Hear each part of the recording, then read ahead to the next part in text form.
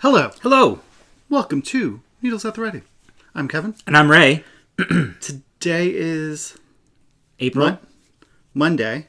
Monday. It's a Monday. It is a Monday. It's April 28th, 2025. And this is our YouTube channel where we talk about knitting, crocheting, yarn spinning, dyeing, buying, fiber buying, and all those fun, fibery pastimes that we get up to. Did you say what episode we are? No, but this is episode 134. Lovely. Of our YouTube channel where we talk about yarn or knitting and crocheting and spinning and yarn dyeing and buying and stuff. Glorious. It's Monday. Guess who's not working on Monday? Me. I have the week off. What are you looking at? No, I saw the tree stump out there and I was like, oh, who has a tent up? Because I saw something really high and I didn't realize it was the stump. It just... You thought it was a tent? I don't know. I thought it was something... Like somebody's camping? Maybe. In our backyard? Imagine. So, yeah. Hello and welcome. We have lots to talk about. Lots to show. It's going to be if you guys like a long one, this is the episode for you. Sure is. I can guarantee it's going to be over 2 hours. I don't think so. Absolutely. Okay. Well, grab a bevy. I have some coffee. I have some Earl Grey tea. Black coffee. Like my soul. Yeah. We had quite the adventure yesterday, which we'll get into and talk about. No, not yesterday. No, not yesterday. On Saturday. On Saturday, which we'll talk about. And, yeah, so, like, you know, I don't know. What comes next? What have we been up to? So it's been 2 weeks. And so first, let's just say welcome back to all the returning viewers. And welcome to any new viewers. We hope you stick around. Subscribe, and do all that fun YouTube-y stuff. Yeah, I was just going to say, if you haven't already, subscribed to our channel, we would love to have you as a subscriber. You know what we haven't said in a while? I thought about this on the drive home, is that if you don't know, we live in Connecticut. So that's where we're coming to you from. Yeah. So 2 weeks. What did we do? We had Easter last weekend. We did. We went to my mom and dad's. Correct. Got to see the little kids. We did. And two of the 5. However many. Yeah. It was really good. The food was delicious. My mother cooked the ham in the microwave. I know. But for those of you who know, you know that it's delicious. She found a recipe somebody shared with her about warming up the ham like in the microwave and then finishing it off in the oven, which we all thought she was probably a little cray-cray for doing that, but it was incredible. The ham was delicious. Did you think the ham was delicious? Yeah. All the food was good. Yeah, the food was really good. The lasagna was great. Kevin made a lasagna. I did. I made 2. I always make 2 so people have food to take home. Mm-hmm. It's all about that food. Oh, a little shimmy too. Deep shoulder action. Yeah, but the kids, so Reese, who we talk about often on this podcast, is now like 10. She'll be 10 in December. And so she's doing like the TikTok trends and things now. It's probably not a TikTok trend. That's just how I know it. So we spent a good amount of time going around, you know, that game that they play, like you make the face, I'll make the sound or whatever. It was really funny. I guess you had to be there. And it was cute too. She asked how you knit. Yeah. So, but Ray was like, it takes patience and you don't have a lot. So. Listen, I think it's really important to be honest with the children. But no, it was cute. I think it might have been the first time that she actually asked. She knows that we knit and she's super excited that we do. And she thinks it's awesome that we do. Yeah. But she did ask about it. So I showed her I was knitting on a pair of socks at the after we had eaten at the table. And she was watching. I was showing her how to do the knit stitch. And she was like, that was it? I'm like, that's it. So we did that. Well, it was the crochet piece. That's what started the conversation because we have those kits. We got the Wooble kits, which I said I would do with her. But she didn't have the patience for it to start. Yeah. So I said, we have those kits. So as soon as you're ready to have some patience, we can do it together. And then she was like, no. So let's see. So we did that. And then, the week was the week.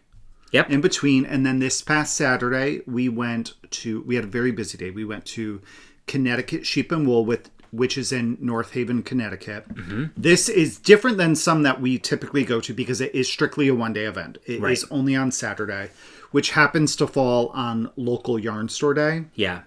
So what we decided to do is we knew that we wanted to go. The weather was not great. It was raining really early in the morning. Like downpour. It was downpour. Yeah, but it calmed down right before we went. So we had the plan to go, get there for when it opened about 9 o'clock-ish, and leave there no later than 11 so that we could head to Skein Yarn Shop in East Greenwich, Rhode Island to see all of our friends there. Yeah, it's basically our local yarn shop. And to see Michelle from Woolen and Nosh, who was having a trunk show. Yes. So we went to Connecticut Sheep and Wool. We got to see a bunch of friends there.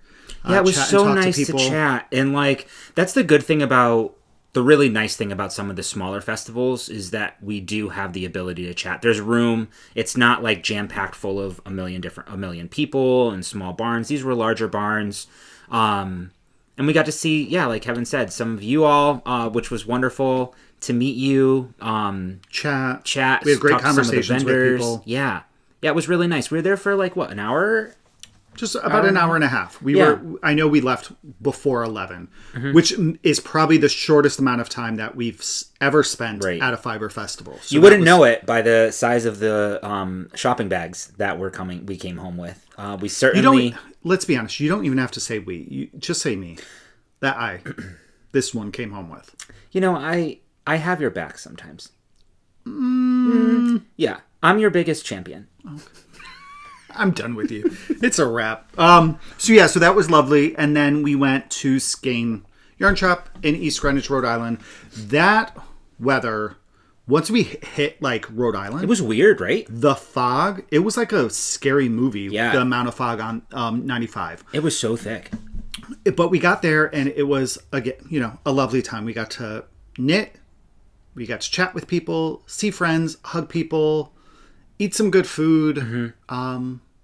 And do have all a those lot of laughs. Lots of laughs. Yeah. We I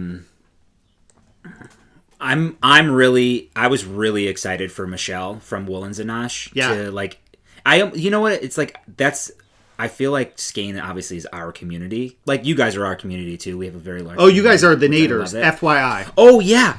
Guys, we're all over the place. This is going to be rough. You have been deemed the Naders, and you are officially part of the Nader Nation. Nader Nation, listen. So welcome to Nader Nation. Welcome to Nader Nation. I'm working on some logos for Nader Nation because I think that it's hysterical. And I want to do like pins and like shirts and things like that. And this is my favorite one. Okay, this is Kevin's favorite. I have 3 so far. I'm going to do a couple of more. And we'll do like maybe like a vote if anybody is interested. Let's not commit let's commit to grandeur. No. Let's not commit because last time we said that we were going to do a vote on Instagram, we didn't even post it. What did we vote on?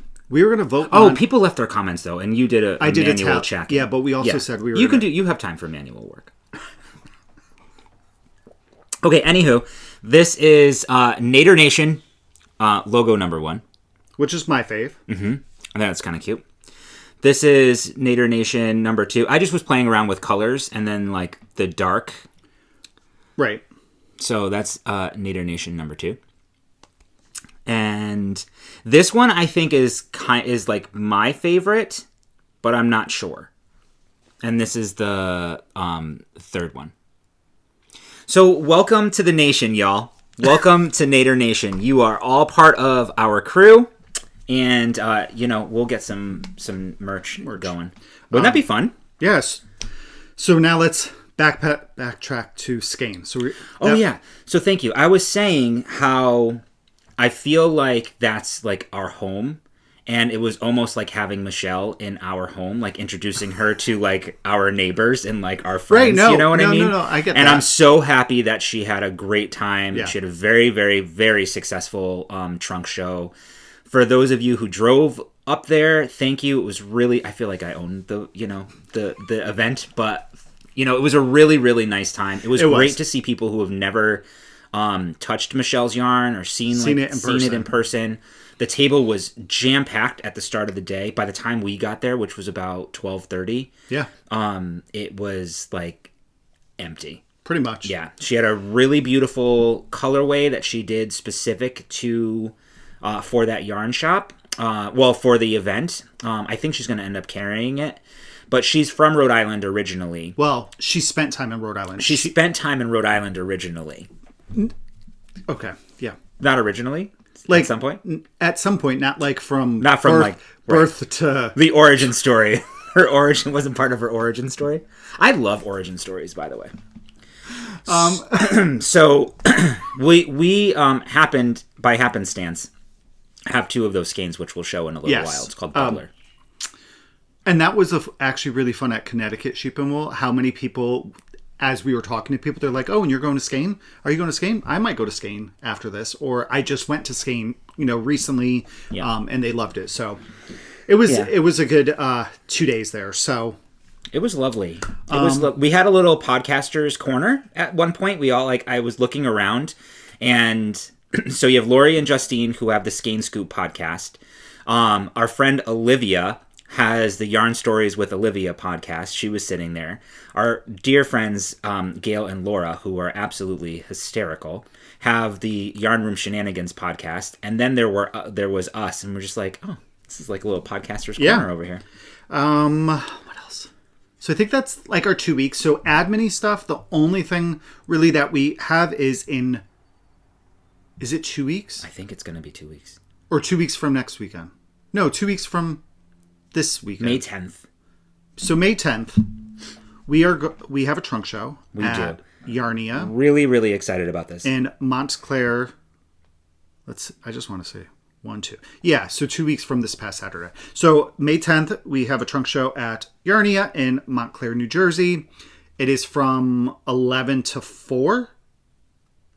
Why did I think it was 10 to 4? You could be right. I could be wrong. And then there is a knit night from 7 to 8:30, which I believe is sold out. It's sold out, but you can sign up for the actual trunk show. Anybody is welcome. You can certainly come at any time.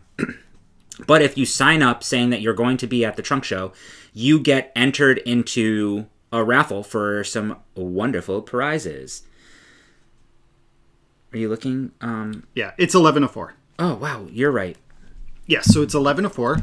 So I hope that you are able to make it. We've only been to Yarnia once. We've been watching Chronicles of Yarnia, the podcast for Yarnia, for years. And we went once 2 or 3 years. I want to say 3 years ago. It was quite a while. Was it that long ago? I believe so. So it's going to be nice to go back. It's actually pretty quick drive for us. It's the same amount of time to get there that it takes us to get to Skane, which is pretty cool. So it's not too bad of a drive. So hopefully we see you there. Yeah, we hope to see you. And I think that's on the admin stuff. So let's jump into some knitting content. I have 2 FOs and 3 whips. I have I'm going to call them 3 FOs and 4 whips, I think. Okay, so then you get to start with FOs. Okay, how about I start with what I'm wearing? Just in case, yes. Because I know you're all dying to know. This is the Pure Joy by Joji Locatelli. This is the first one that I made. I made a total of 2. This is knit out of Leading Men Fiber Arts. I can't remember... Dirty Truce. This was Dirty Truce. And then I can't remember what this gray color is. But I love the green and the gray. I thought that it was a cool color pop. And what an amazing knit. It was such a great knit. I knit this 3 years ago. This is one of the first shawls I think I've knit. It is one of the first ones. Yeah, it's so drapey. And this yarn, I believe the base is an MCN. It is. It's super soft. It is one of our favorite shawls to knit. Yeah. It is a 2 skeiner. Yep. It is a fantastic gift knit. Oh yeah, it goes quick. I've made at least 3, maybe 4. I've made 4 because I've made. Oh yeah, you've given quite a few of them. I've made 2 for myself. Yeah.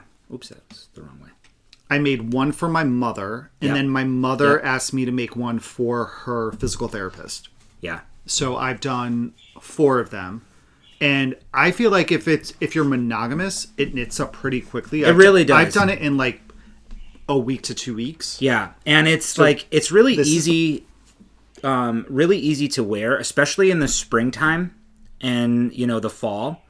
She has it kind of stretched out there. It's not, it's long for sure. It's more like a scarf than it is a shawl, but super, super easy to just kind of like throw on, and you're not feeling like you're super hot or drowning in the, in the yarn, especially like springtime weather.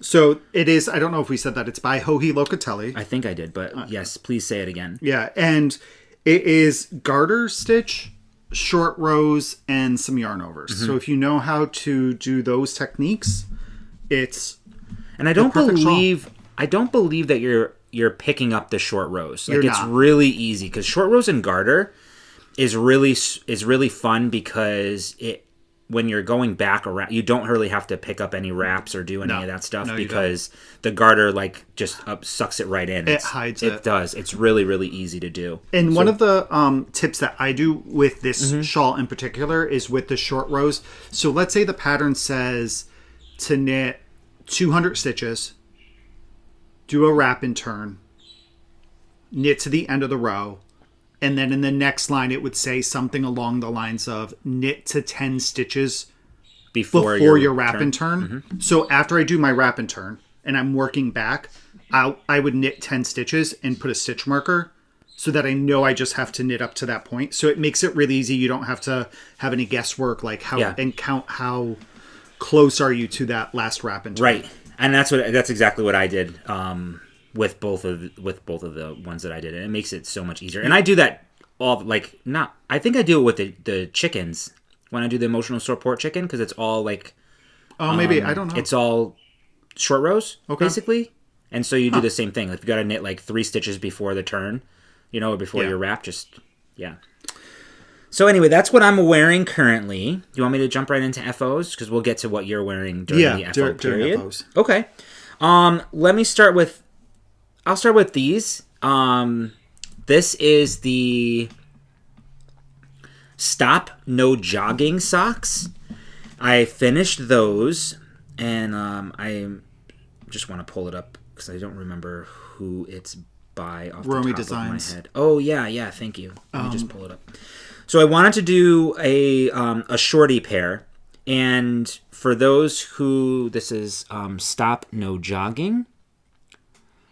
Again, it's really meant for, we're in charge of our own knitting, but it's really meant for you to do your own stripes, and there's no jog when you're joining the yarn in the actual pattern. But I chose to do self-striping yarn. It is a toe-up sock with a heel flap and gusset, and then it finishes off with a garter stitch heel tab cuff, which is really cool.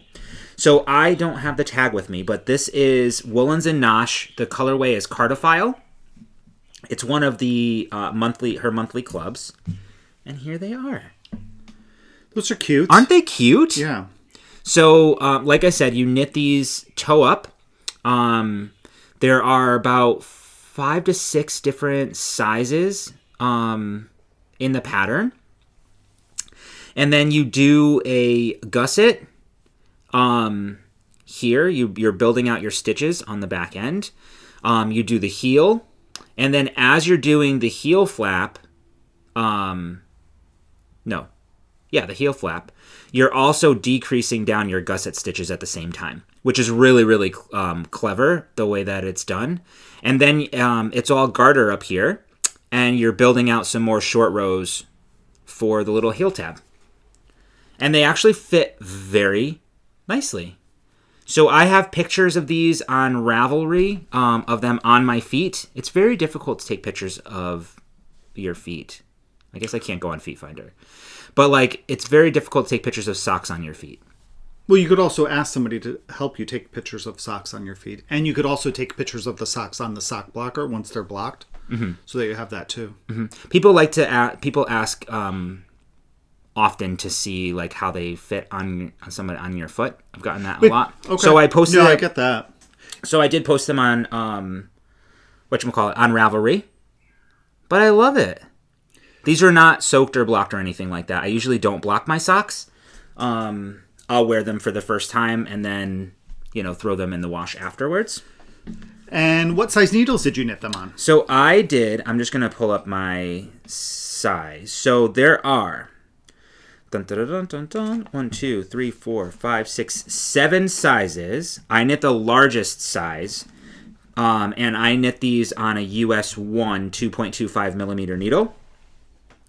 The pattern does call for you to knit your socks on a US 1.5, which is a 2.5 millimeter needle. I missed that in the pattern, but I know my gauge with obviously Michelle's yarn, and I usually always knit. Usually always? Is that even a thing? Most of the time, always. I'm just going to say always. I always knit my socks on a US 1, 2.25 millimeter needle. So that's what I did. She does have you in the pattern change your needle size when you get to the cuff, or the cuff of the sock. But I didn't do that. It's totally fine for me, and it fits really nicely. So the reason why I chose the largest is because I know that I usually do 72 stitches for my socks when I go around. But the numbers for this sock, the highest number it goes to is 68. So I did 68 stitches, thinking that that's closer to, to what I was looking for. I will say, if I were to do this pattern again, I probably would either go down a needle size and knit these on a US 0, or do one size smaller, just because personal preference. And I don't knit many shorties. Oh, did you hear my stomach growl? Mm-hmm. I don't knit many shorties, but I wish I had a little bit more negative ease on the sock than I do. These fit me perfectly, but they don't have any negative ease, if that makes sense. Like, it's just perfect to my foot measurements. And then she does in the sock pattern give you the length, if based on your shoe size, when to start doing your gusset increases. So you don't have to, you certainly can, but it's really smart in there based on your shoe size, really, because sometimes people don't have time, or they don't want to measure their feet. They get confused where to measure their feet. But it's all written out for you in the pattern. It was super easy to follow. I didn't have any concerns with the pattern whatsoever. And yeah, so now I have a pair of shorty socks. Very nice. These were my April socks. So far, I've done January, February, March, and April. I am so behind. I love them. I love the color. Yeah, it's a really good color. They're cute. Yeah. I think Kate told us about this pattern. Yes, it was Kate. Yeah, because she did it for Rich's socks. Yeah. So there you are. There you have it. Very nice. And they're toe up. And it's a heel flap and gusset. In toe up, you do Turkish? I did a Turkish cast on for these socks. And I did... What did I start with? I think I started with 16 stitches on each needle. So I do the Turkish cast on magic loop. Okay. I did the majority of this socks. Unfortunately, I could only do it on the round once I finished building out the toe, and then just knit like my foot length, and then I just did everything else on magic loop. Oh. I did not. Bless you. Bless you. I talked about. Bless you. I talked about this last time on when you're building out the gusset.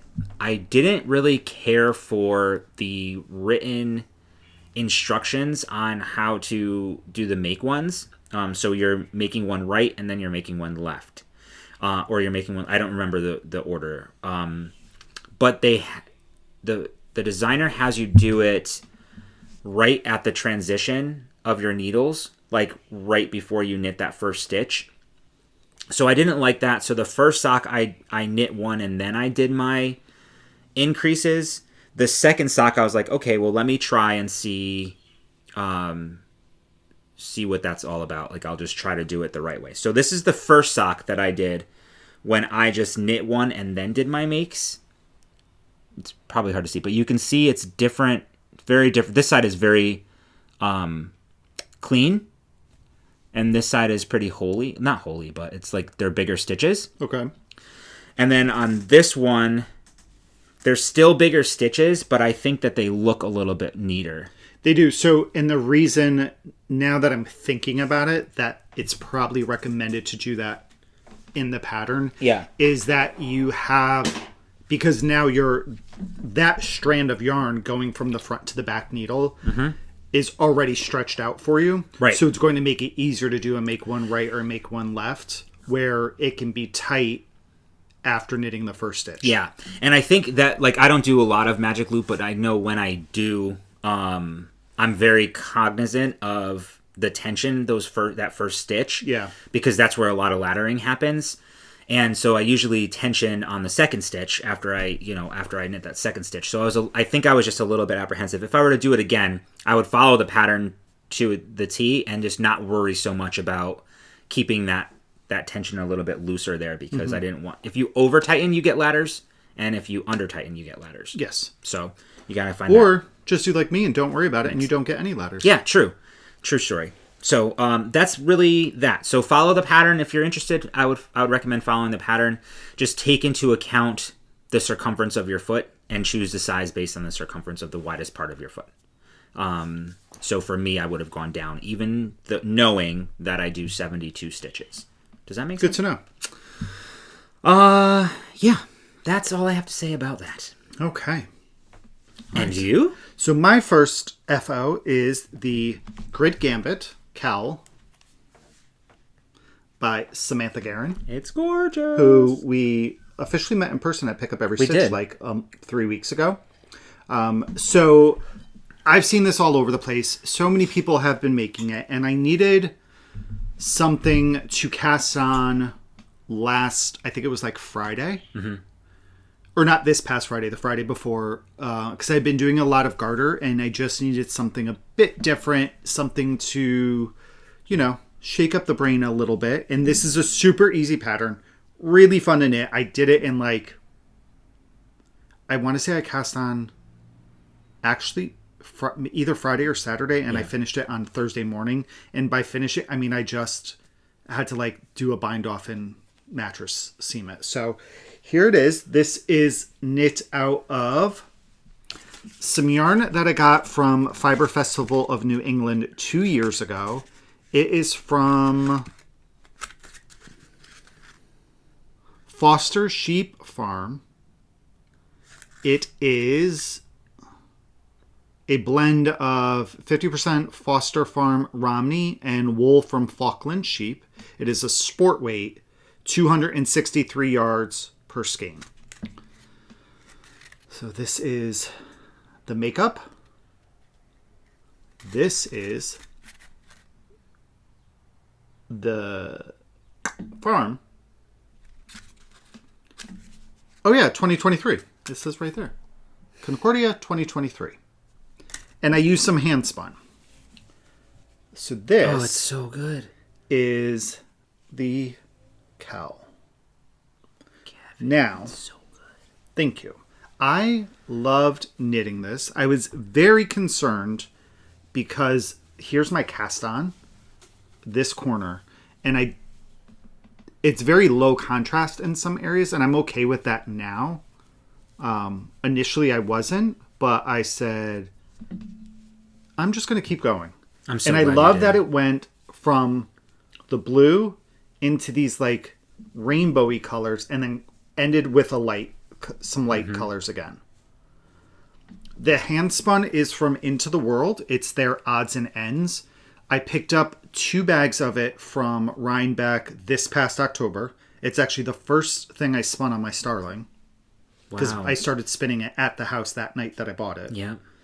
And the odds and ends are just blends of a lot of their leftovers. So some of them were non-superwash. Some have silk. Some are Falkland, or some are just merino. Yeah. So it's just, you have no idea. And I didn't spin it in no particular order. Well, I remember spinning it thinking that I warm. wanted to keep all the darker colors together on one bobbin and the lighter colors together on the other, and then ply them. it was really hard to do because there's a mixture of in some of the little bits. So, but I'm really, really happy with this. I actually think the seaming was really good too. Like, it lined up fairly well. So this... It looks great on you. It looks super, like easy to wear, you know? Thank you. It is really easy to wear. It is knit flat and then seamed. Mm-hmm. So it calls for a DK 4-ply, at least in what the pattern shows.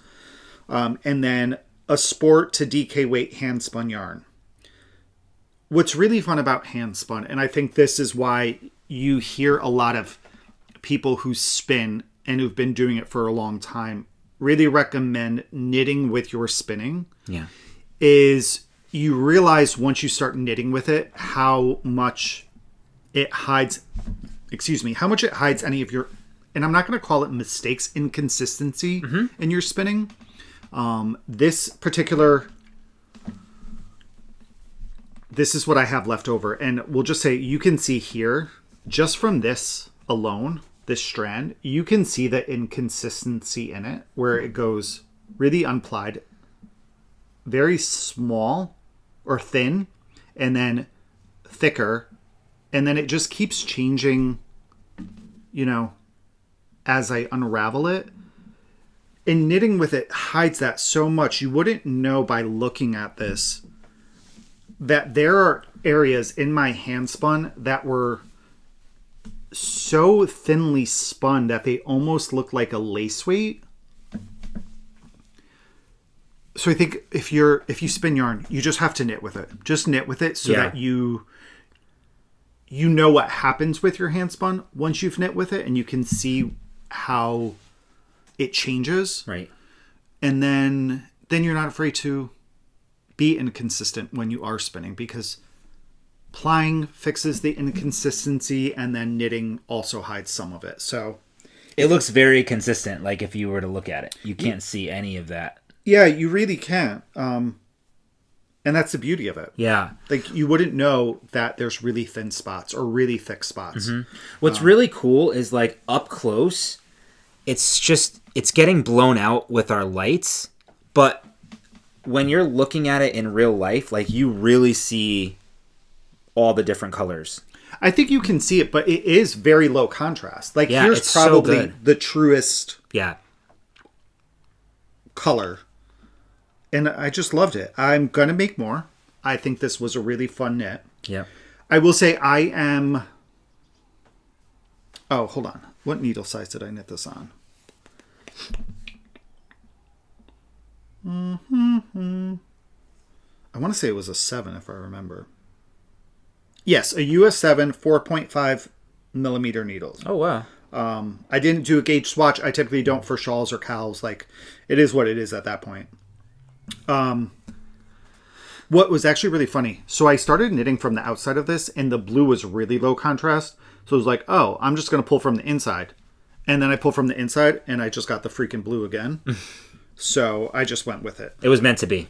Yeah. What else can I say about this?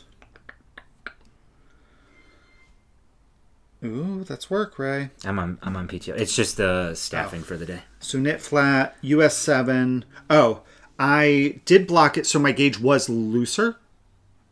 And it's supposed to block to, I don't know, let's say 25 inches or 25 and a half. And I was able, if I really stretched it, I was able to get it to like 28 and a half inches. Wow. So I unpinned it and got it down to 26. So it was 26 inches from cast on to bind off.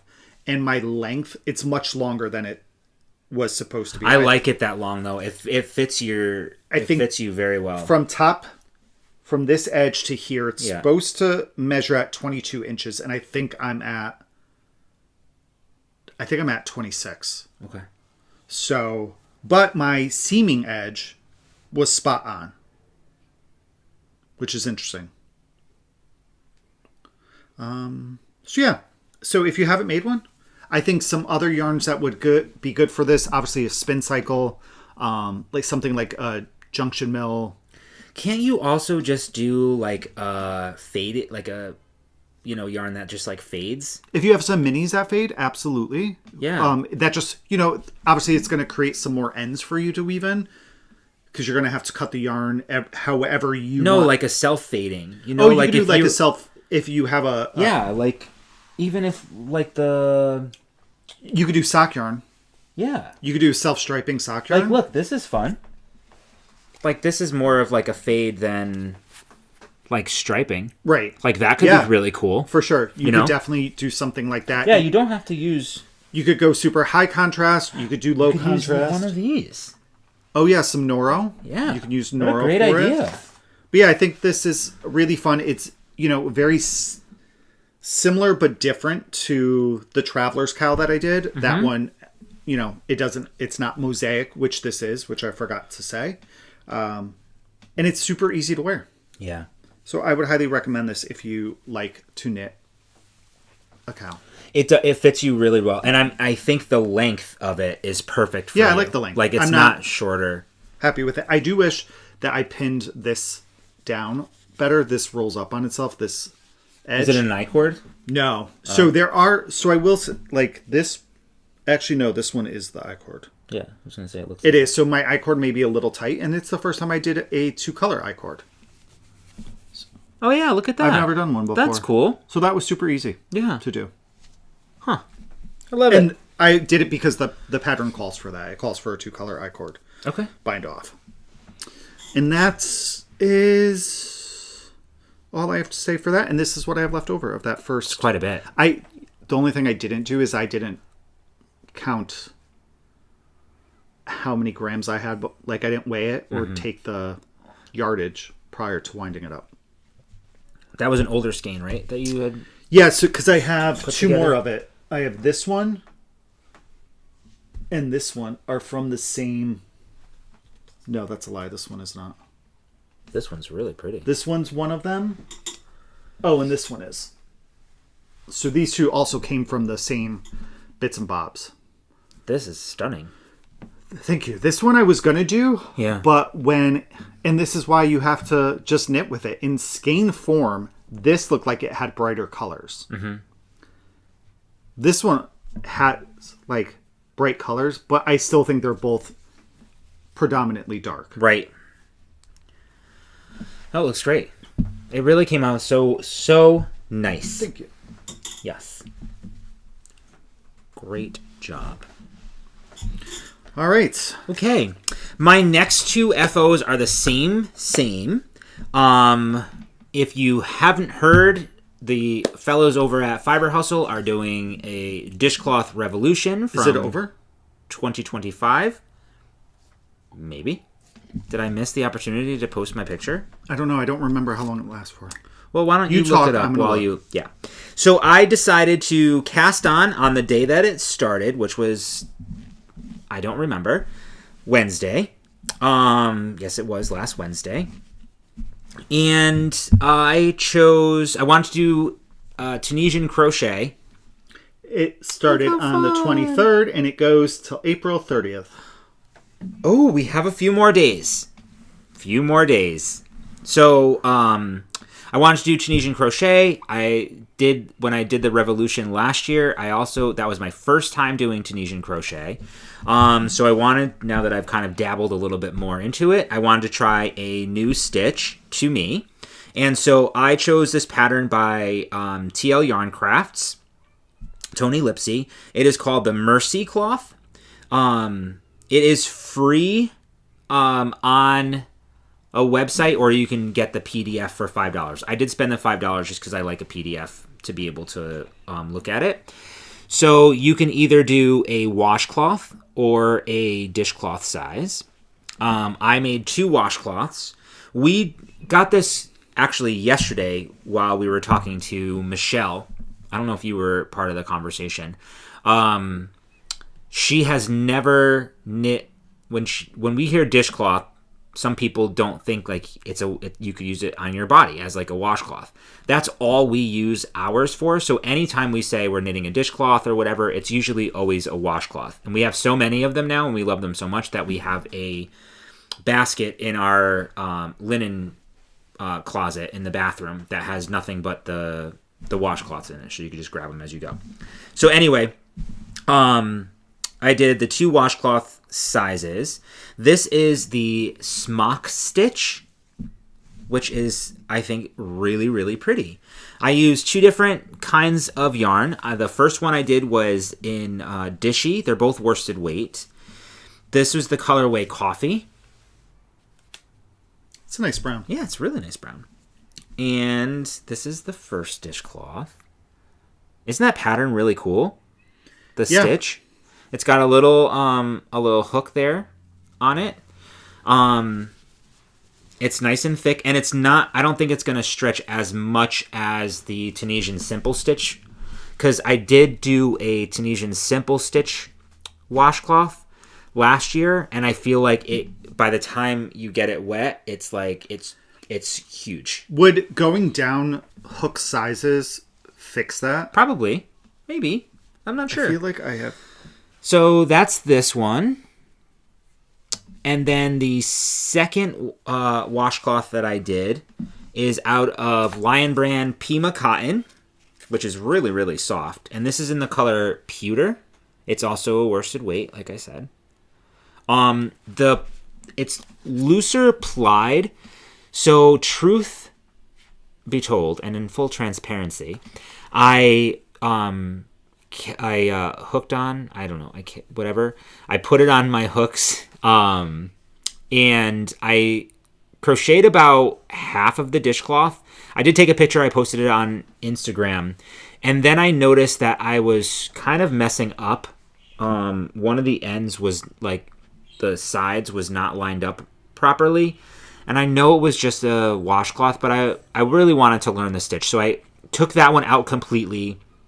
Then I crocheted this one, and as I started getting better at the it goes this way. So as you can see here, like how wonky it is, and then the stitch made sense to me, and you can see how straight the edge is. So I went from like really kind of wonky tonky. You can see, like, I had to like add some stitches someplace. I was kind of screwing up a little bit. And then I got it, and then I was like, you know what? I'm casting that Pima Cotton back on again because it's super soft. And this is how this one turned out, which I think it's really pretty, to be honest. So my edges, so you're going across this way. So with Tunisian crochet at the end, you get this. This is the end of the row before my return pass. And so I think I did a much better job. This is all even now. The stitch, made sense to me. Yeah. So that's that. It's really pretty. Smock stitch. So you're just manipulating the yarn differently. And you're kind of doing a yarn under instead of a yarn over, which I thought was really interesting. But yeah, these are going to be added to our little basket, part of the dishcloth revolution. I might bring some with me while we're on our trip. They're really easy. It took like no time at all. I'll try a different pattern though. So that's that. So I have quite a bit left over of both. And now I am a part of the revolution. I'm a revolutionary. You are. I'm a dishcloth revolutionary. There you have it. Tunisian crochet washcloths. Very nice. And I'm sorry, I may have missed it because I was trying to find something on Into the World's website. What size hook did you use? Do you know? Yeah. Oh, here it is. Because I tried to then do something on my own. Because that's just how I usually roll. Guys, do you know how much stress that gives me? How often he's like, I'm just going to do something else. You know what? I think crochet lends itself, at least for my brain, crochet lends itself better to just, let me see what I can do, So I found another stitch that I thought was kind of cool. And then I hooked on. That's a lot of stitches, though. I know, it's too much. I made it up myself. So it didn't go as well. I feel like it would if I were to cast on some more. So this is the hook size. I'm sorry, you asked me about the hook size. I used a 6mm J10 hook, and I use the interchangeable Chowgu hooks. And somebody had asked if I prefer a swivel cord versus the regular stationary red cord. I prefer, for the Tunisian crochet, I prefer the swivel, at least for the shawl and the blanket. I don't think it makes much of a difference, to be honest, though I haven't tried, with a small project like this. Okay. Just because when you have so many stitches all around, it kind of gets like difficult and like twisted up a little bit. But this is what I had hooked on. This is the... I'm not quite sure what it's called. Chainmail stitch? No, but it looks really neat, doesn't it? Yeah. Yeah. Oops, sorry, that's the microphone. Yeah. I don't remember the name of the stitch. But I was like, oh, that's cool. Let me do that. But this one I think stretches out a little bit more. Yeah, so I don't think this will make a good body washcloth. Maybe for like your face would look nice. But that's coming off. But okay. Just, having some fun. There you have it. Okay? All right. All right. So I have one final FO. One singular sensation. This is a spin. Every little step you take. That I finished. It's really pretty. This was some fiber that I purchased from Into the World. It's 100% BFL in the colorway Welcome to Litchfield. And I'm sorry, this picture is a little blown out, but I'm trying to get better at taking pictures of the braids before I spin them. So I must have started spinning this on March 20th. So it took a bit of time. It took like a month to spin. On and off, I guess. Yeah. And my intentions for this was to get a fingering weight yarn. What I did with my braid is I split the braid down the middle into two. Yep. The first half I spun from end to end across the top, which means like if this is the braid and this is the top of it, I'm spinning from this side to this side and back and forth, trying to be consistent. Okay. Spinning across the top of it. Because sometimes you can spin down the side. Like, if you don't continue to, like, move your hand properly, you may go down the left side of it really far and then have to, like, work your way back. So it's a way to keep the color together and even. Sounds complicated. It is. It's very hard to do. I'm not. Which I'll talk about. No, which I'll talk about in a minute. It's easier to do when you've already split the braid. You're working with a thinner strip of fiber. Okay. So that half was easier. And then my second half, I think I split into 6. Yes, I split it into 6. So here is my final... it's really, really, really good. The final spin. So again, this is Welcome to Litchfield. It is 100% BFL by Into the World. And I think this is 4.15 ounces.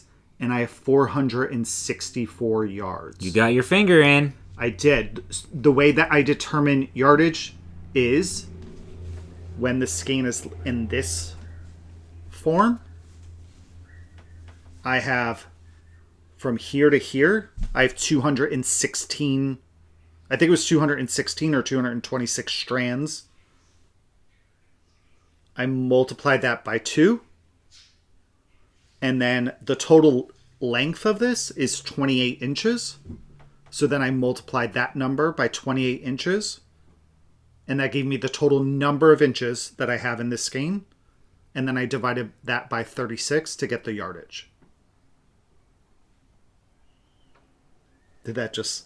Nope, I love your process. So I absolutely... This is my favorite... Really...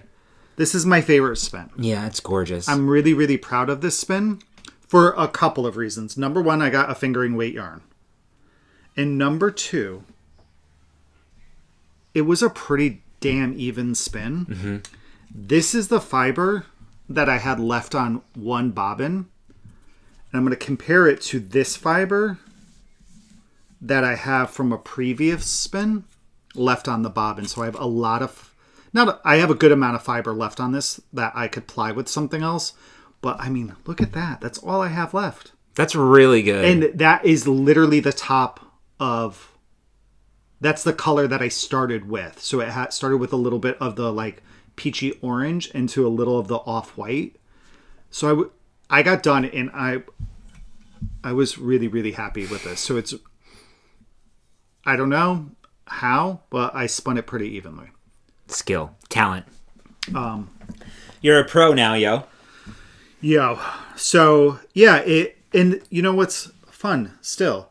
There's inconsistencies in this. There's thicker, there's thinner, there's probably some over-applied areas, which it's very balanced because it's not spinning in on itself. Yeah.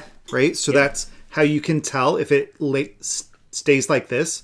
It means you have a balanced skein. It's not over-plied or over-twisted. I love the orange peach in here, and it's really interesting how much lighter this skein is than what I thought I was going to get. And I love these sections here with all the orange together. It's incredible.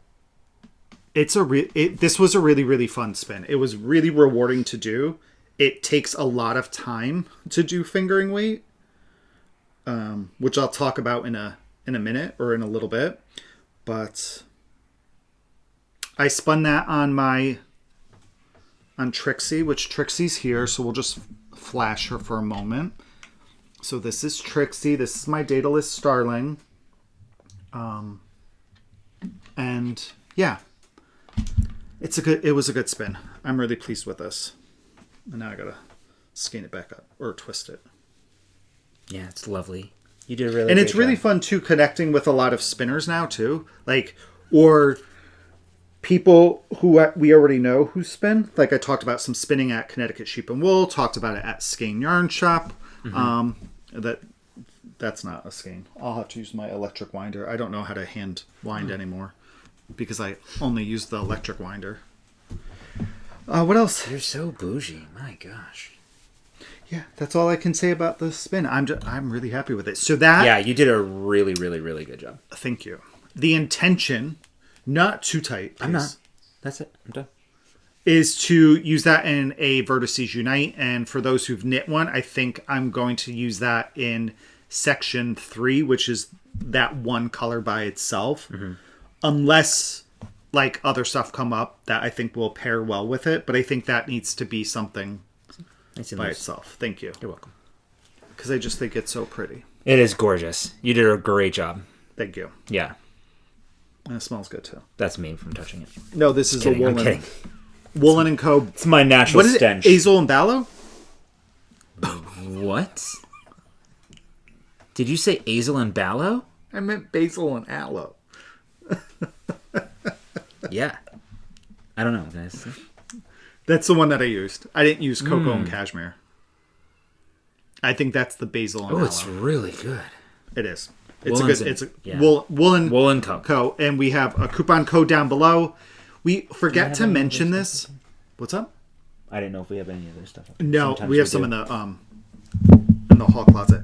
But we have a Google Doc down below with a ton of coupon codes and affiliate links, and on that, I actually will update it today. It will be our affiliate link for Knit Picks, because we've got that link since the last episode. There you go. So if you're looking for some cotton yarn, Knit Picks is the way to go. Knit Picks is my favorite cotton that I've worked with. Yeah, I think great. Agreed. Particularly their twist. I like the Dishy twist is my favorite. Yeah. We have quite a few of it back there. I don't want to pull it up because all your fiber, or our yarn stash is now fiber stash. Which is great. Good for you. Thank you. Okay, that's all of our FOs. So let's move on to whips, and I have 3. I have 4, I think. Okay, go ahead then. Okay. Let's see. They're all like just progress reports. Here's a progress report. This is living in my Oh Wow Amsterdam bag. This is the Litmus cowl. I was able to put not quite a few, but I was able to put some rows on this. This is a free pattern. Cowl, Litmus, it's like mini skeins, leftovers. You kind of do whatever you want to do with it. And you're knitting a giant tube basically, and then you're gonna do a 3-needle bind off for to seal them together, and then you just kind of wrap them up. You're gonna Kitchener. You're gonna Kitchener to wrap. Okay, so this is using 3 skeins of Woolens and Nosh. I just chose 3 skeins that I thought might go nice together, and these are the club colorways. Just another way to use self-striping yarn, and I'm really happy with it. So I made quite a bit of progress on this. So this is where I was last time. So I knit all of this, and then I added my 3rd skein to it. So that's a nice colorway. This is Wes Anderson style. Wes Anderson style is an 8-row color stripe with a micro stripe in between. So Michelle and I were kind of talking, and even with, I think this is like 120 stitches, even with that number of stitches, you still get that micro stripe goes all the way around. Yeah. Which is really cool. So the way that she dyes yarn is sometimes she'll have like 10 stripes, 8 stripes, 6, 4, like whatever. But when she does a lot of different stripes in there, she usually does put in like a little micro stripe. It's really, really fun. So I'm also using the minis that came with it to keep them, just to add a little bit more of a pop. So again, Wes Anderson style. This one is, and these are 50 grams each. So I'm going to do, the way that I'm doing it is I'm going to do each section 50 grams, and then I'm probably going to add the rest as well. I'm just going to make this like massive. So what did I just say? Wes Anderson. This one is Free to a Good Home, One Friendly Rooster. And then this one here is really funny. It is called our seasonal offering, house-made butternut squash ravioli with a brown butter and sage cream sauce. So good. It's so good. So that's that. This is the rooster colorway, and then this is coming into Wes Anderson style. So yeah, so basically you do a provisional cast on. Provisional? Yep. Yeah. Cast on here. You'll see that it's obviously a tube. And then once you're done, you put them together, and then you can put this over your head. So I'm going to do quite a bit so that this can kind of wrap, a few times. But how fun is that? All the different colors and stuff. And I think these 3 colors actually are fun together. They play nice. So I also have these 2 mini skeins still to throw in there. I may throw them in there. I may not throw them in there. Well, you've already used one of them. I used this one down here. So I'm probably going to end. I would end with one of the other colors. Yeah, I'll probably end with the other color. But I might use this one to frame these 3 together. Okay. And then do the 3 more colors and do the other mini. We'll see how it goes. Did one of them not have a mini? Did you? No, they did, because here's the mini here. I actually ended up using both. I was only... Oh, they're the same color mini? Yeah. I'm sorry. That's okay. My plan was only to use the 3, which I still might. But maybe I will only use the 3. Because then it'll wrap around once, but still be enough. Because it's pretty large. Yeah, maybe I'll just do that. And then I'll have 50 grams of each color left over again. Maybe I'll do an emotional support chicken. Or you could do can't you do shorties without I certainly contrast? can. But I have plans for socks already, remember? Okay. Yeah. So anyway, this is he and she. This is it. Actually, what you can do, which we saw at the trunk show, is for at least 2 of them, you could do a muscle burrow and do one half one color and the other half the other color. Done. So that's what I was playing with that a little bit over the weekend, which was nice. So I made a lot of progress there. It's just knitting in the round, which is great, especially when we're watching like shows that I need to pay attention to. Yeah. We watched a lot of shows. We have. All right. I'm going to stick on the spinning train since I've already showed this. So this, again, is my Daedalus Starling. Yeah. Currently on here, I have some fiber that I picked up from Cessium. Did I get that right? Yeah. Yarn. This is called Quit Bugging Me. It's on Shaniko top, which is beautiful to spin. It is 100% non-superwash Shaniko fiber. Mm-hmm. It's 4 ounces. Shaniko or Shaniko? Shaniko, I think. I don't know. No, I think it's Shaniko. Shaniko. So what I've done with this one, so this is a spin that's going to be for Ray, so he could do a traveler's cowl. It's going to be a 3-ply. So I'm spinning it quite thin. I have so much stuff over here. Well, I'm clearing some of it off, but as you can, so hold on. Can I help you? I just want to show, like, I'm spinning it quite thin at the moment. Let's say I'm trying to keep it around like somewhere in the 40 to 50 wraps per inch. Range. I'm still working on the first half of the braid. What I did for this one, just because I'm not splitting it down the middle, I am spinning the entire thing from end to end. Oh, nice. So this is the width of a braid, not split down the middle, and I'm trying to spin across the top. And when I say that, I mean, you can see I'm actually not doing a very good job because my fiber's down here. And the top of the fiber's up here. So I need to work my way back up and just keep going from right to left evenly. So I can keep the color kind of the way that it looks. Where right now I'm all the way down, like literally, 2 inches down from the top of it, about. I see kind of what you're saying. Right, so if you're looking at this end, it would go across this way here to keep it very even. Right. And then here, and you can kind of see why, like, this is kind of split a little bit, but I'm currently spinning down the side of the fiber. So I'll correct it the next time I pick this up to spin. But I have the bottom half of this braid downstairs. So once I'm done with this, it's really cool. Start spinning from the bottom half. And this was what we have. It's mainly greens. It's it's really different shades of it. You have a really light one in here. You do get some blue here and a little bit of that rusty orange. But other than that, it's very green. And I think one of the other braids is dark greens and grays. And there's one other one, I think, that might have some blue in it. And those are going to be easier to spin because they're going to be split. Sure. So they'll spin a little bit quicker. I think one I was going to split in 4, and the third braid I was going to split into 8 pieces and spin those. Fun. Thank you. So that's that. Lovely.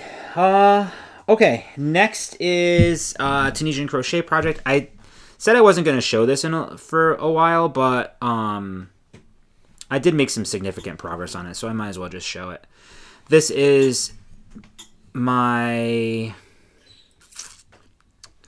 Jeez Louise. Blankets. Oh, it's from a book. It's the Hudson Tassel Throw by TL Yarn Crafts. Again, Tony Lipsy. This is using the honeycomb stitch. Would you mind just helping me a little bit? So I was here, and so I put on quite a few inches so far with the blanket. It's gonna be glorious. It's so squishy, and cozy. But yeah, oh, you found the pattern. Thank you. Hudson Tassel Throw. I'm not going to do the tassels. I am using Barocco Simply Vintage bulk chunky vintage chunky. I actually need to get a oh, there are my car keys. I need to wind this up, or cake this up. So this is the Vintage Chunky by Barocco. The colorway is Smoke, I believe. Yep, the color is Smoke. There's the dye lot information, just in case you're interested. Yeah, that's it. I mean, it's a really simple thing. You're just going back and forth, but it's really for therapeutic. This is what I have left. So I don't have enough yet to go back, and I'm going to join the yarn a few stitches in. Yeah. So I'm going to do a couple of stitches for my return pass, and then I'm going to join the yarn. And then I'll hold both strands of yarn together and complete the return pass for as far as I can go, because then it holds on to that yarn and it hides it so that when you're coming back to actually do the stitches, it doesn't affect anything, which is really nice. Yeah. So it's really easy join technique that I found. You can't even tell, but a little bit. Like I did the same thing here. Like here's the back of it. So those are all already like woven in. To the back, I just have to pull them through, like to tighten them up if I wanted to, but you can't see anything at all, like where it was. So very nice. Yeah. Anyway, this is it. This is my blanket. It's going to be a really long-term project, but sometimes, like when I pick it up, I just want to keep going, and then other times I just want to do like one row, you know, I get that, and be done. Yeah. So it's nice to have something like that on the needles, just to be able to, to do that. So I'm going to bring this with me to. I know we didn't talk about that. Oh yeah. We'll talk about that when we talk about that pattern. Okay, sounds good. All right, so my next two whips are going to be knitting.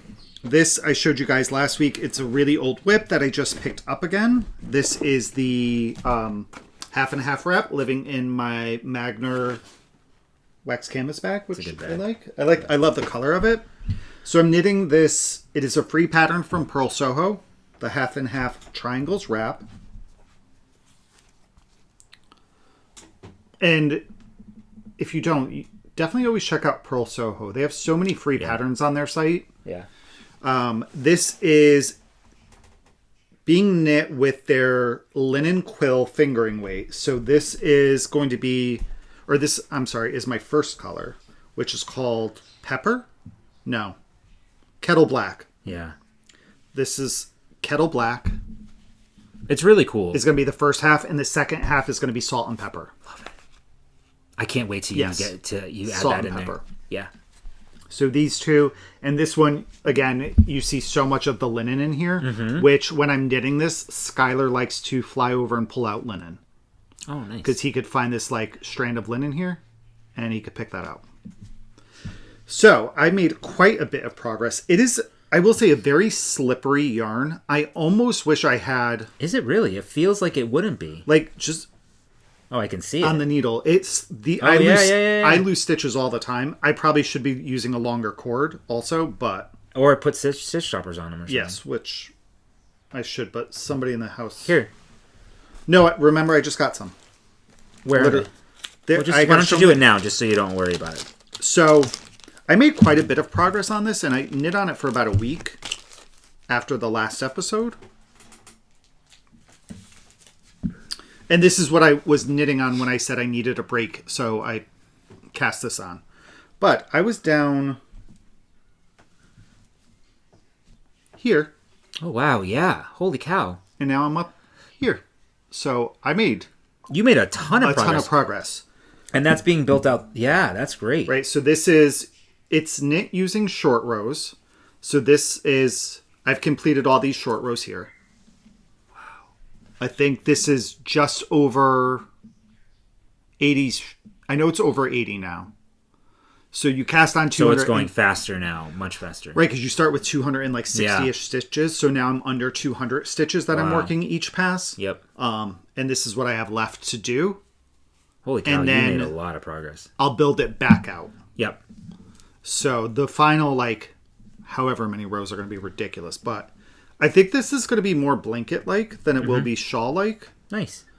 But I think I'll probably bring this with me because it's nice and lightweight. It's very light. I was just going to say that. It is incredibly very light. So I think you get some pretty good yardage with it. So the fiber is 50% fine Highland wool, 35% alpaca, and 15% linen. Really cool.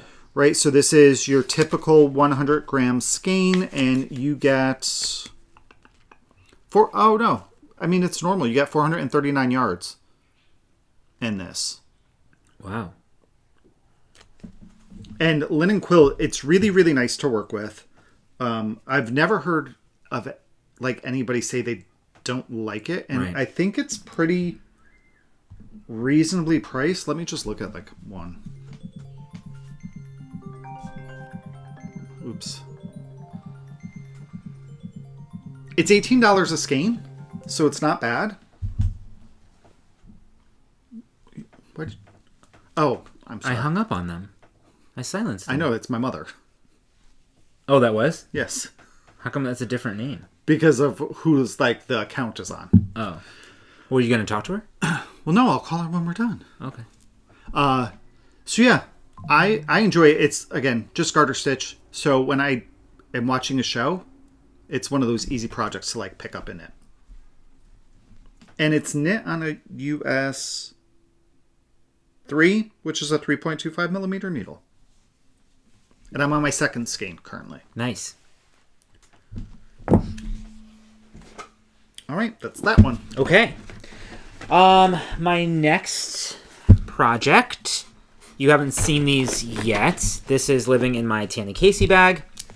No, it's not a Tanny Casey Nope, bag. this is my Matterroot bag. This is my Tanny Casey bag, which has all of my projects in it, which I absolutely love this bag. We got this in Boston. Nope, that's a lie. No, we did. That's not a lie. Okay, this is another Woolens and Nosh. These are my May socks, which I already cast on. And true to our word, I am using the skein of yarn from Woolens and Nosh that Kevin and I dyed when we were there in 2003. So yeah. It's dyed by Ray and Kevin, May 25th, 2023. The colorway is "And Then Our Car Was Stolen." It was a great trip. So here it is caked up. And here's where I am so far. So these are all the colors. It's a 4-color repeat. I did a German twisted cast on, 72 stitches. I did a 2x1 rib for the cuff. I want to use as much of this yarn as possible because it's such a souvenir skein. So I'm not doing any contrasting heels, toes, or cuffs. I'm just going to do it all in the same yarn. Yeah. So I love, Kevin did this a few times, and I love the 2x1. Yeah, rib. I love a 2x1 Yeah, rib. it looks like very clean. It's very tidy looking. Yeah, it's very tidy. So I love it. So what I ended up doing was I cast on right at a color join. So my tail was one color and the main yarn was another color to have that little blip of color there to start with. Right? Can you see that? Yeah. So I'm just going round and round and round now. I'll probably do an 8-inch leg. And then I'll do an afterthought heel. And then that's it. Nice. Yeah. US 1 2.25 millimeter needles. Simple. My next project is also a sock. And it is living in my beautiful sister bag. Which I love this bag. So this I am knitting also some Woolens and Nosh. These are actually my March socks because I only did January and February. This was the August 2023 Yarn Club. Oh my gosh. Globug. Wow, this is an old one, right? So, is that the right way? Yeah, Globug. And it's on her Targi fingering weight. So I have completed the first sock except for the heel. So I did use the mini. I cast on 63 stitches. I did a 2x1 rib on a US 1 2.25 millimeter needle. And then once I switched to the main color, I increased a stitch. So I had 64 stitches. I knit my leg from the cuff to this color change is 4.5 inches because I wanted a shorty or like a crew sock. So 4.5 inches, and then from my stitch marker to I think here, the blue, was 5.5 inches, which is the length I knit for my foot. I did my decreases, which I do the typical decrease for a sock, which is an SSK, knit 2 together, so knit 1, SSK, knit across to the last 3 stitches, knit 2 together, knit 1. I do that every other round until I have 16 stitches on both the front and back needle of my magic loop. And then I Kitchener them together. And I love that the Kitchener is just a little bit of the blue. Me too. I think this colorway is so good. Yeah, I love it. It's so happy. So this stripe here, it looks white almost, but it has color in it. Yeah. It reminds me of, do you remember, did you have one, a glowworm? Of course I had a glowworm. This stripe here reminds me of my glowworm. I had the one with the hat. Sleepy hat, yeah. Did I have that one or did JJ? I had that one. I loved it. I feel like I had that one. Glowworms. What a memory. I know.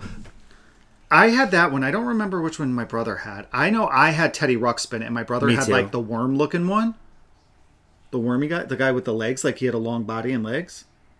Oh, I don't know that one. And Caterpillar guy? Yeah, he was like a caterpillar looking guy. And then my brother had my buddy, because like I had my buddy and my brother looked similar. But then my buddy. Did they have kid sister? Kid sister? No, we had my buddy, but then my buddy reminded me of Chucky a little bit. Yes. So I violently destroyed my buddy. And I am working on my second sock, so I'm past the heel. And I have, 1, 2, 3, 4, 5, 6, 7, 8, 9. 9 the Glow Friends. I have 9 stripes until I start my toe. So I'll probably finish this while we're on vacation. Look at them. I want the Glowworms cartoon. Do you have any more whips? Yeah. There they are. That's the one I had. It's $120 now. Jeez. And they used to glow in the dark. Yeah. Guys, this is what, look, it's in bad condition too, and it's $120. Boy, remember these guys? Glowworm. It's cute. Okay, let's see. My last whip, I've made some, I think, significant progress on my Go-Go Dynamo shawl from Stephen West. And let me just pull up the pattern. This was from last year. This was last year's mystery shawl. Mystery knit along for Stephen West. Oh, you know what? In here, it's not the... Well, here's just the logo. And I'll show you what I got. So, last you've seen, I was working on the top triangles piece. Oh gosh, here we go. Okay, so I was working on this section here at the top of the shawl, or the bottom of the shawl, whatever you say. So I think I was like around here or so. I've completed all of those triangles, and then I started the bottom section or top section. So this is clue 4 down here. Now they look like little squares from a distance, but if you actually look, I'm just going to flip this around. If you actually look, he calls these another triangle section. There's a triangle that gets built here with your slip stitches. So I think that's where he's calling those the triangle. See how it's a triangle down there? But like that? Not only there, here too. Oh, and here too, yeah. They're triangles, but so it's an optical illusion. Yeah, 100%. But it's really cool, and I think... Hold on, here's the shawl. Thank you. These, doing them and looking at them, remind me of the Curly Q swirls on a Hostess cupcake. Yes. I loved them. Same. I want some now. No, I'm talking about this section. Oh, I was talking about the cupcakes. No, please don't do that. Oh my God, please. He hates when I do it. Okay, so so here I am. I just finished this full repeat here. So now I'm gonna do this whole thing again. I think 2 more times, and then I will be done. I'm doing the decreases now. No, only 1 more time. You only have to do this 1 more time. This repeat. Really? Yep. Oh, that's great. So then you're decreasing down. Here, there is an optional border here that you attach to these triangles up here. Oh, this is going to be such a good shawl. It was one of my favorite knits of his, to be honest. Love it. But I was a little bit nervous about my yarn, so I wanted to go ahead and do my decreases. And then what I have left, I will go back. You're going to have plenty. Yeah, but I didn't know. You know, like sometimes you just, I don't know. So I will go back and add that ripple border that he has on top of that. But here, this is it in its glory so far. Very nice. Yeah, it looks really cool. You've got your brioche section. Now, just a reminder, because if you're looking at the shawl and be like, something's off there, this is not supposed to be here. It's not in the pattern. These eyelets there. That was a mistake on my end. That was the alternative if you didn't want to do the brioche.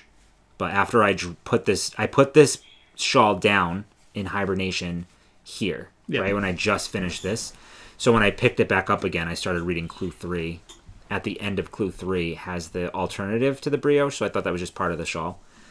But I actually kind of like the little pop there. It's neat. Yeah.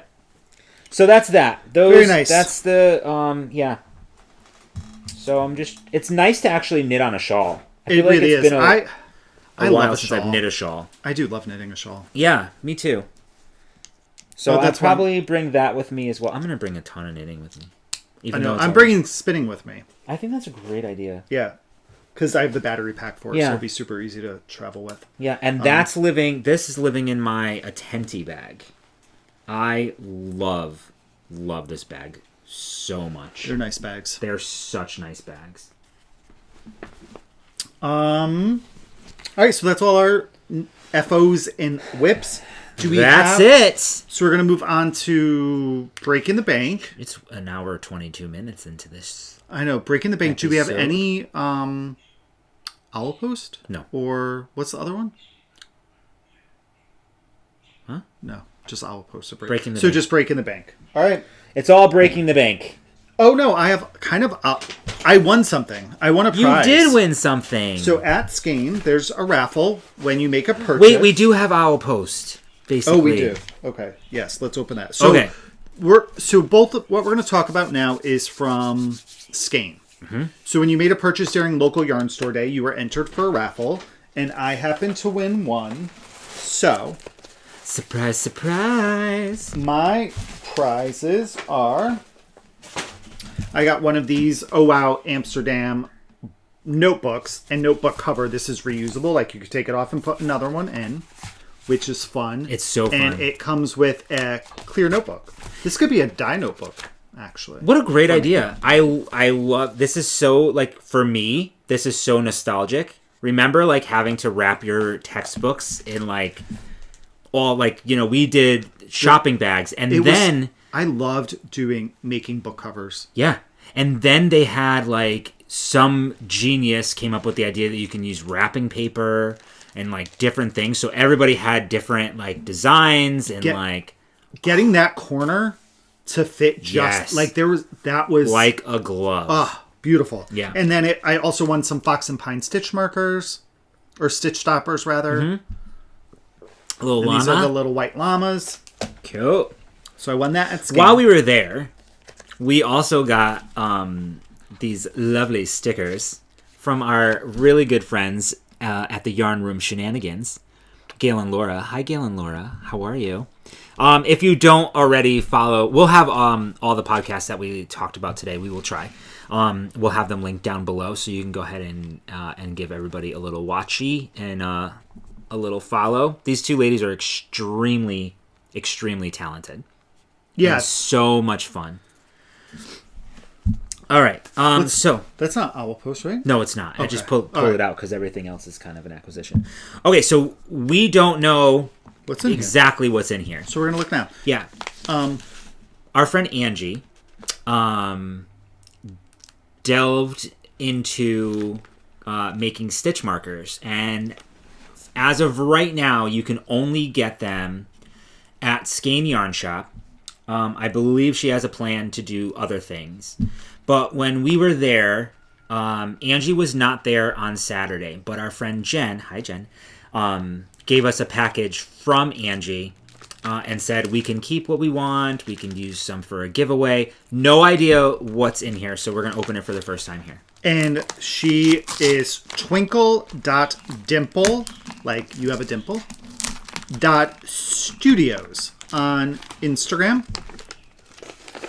So twinkle.dimple.studios. Oh, there's a little note.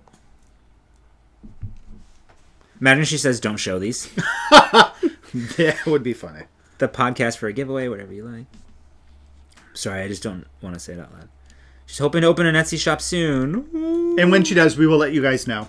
Because these are really cute. We saw them in person while we were at Skein. And Justine did a little live showing some of them on Skein's... Oh my God, you guys.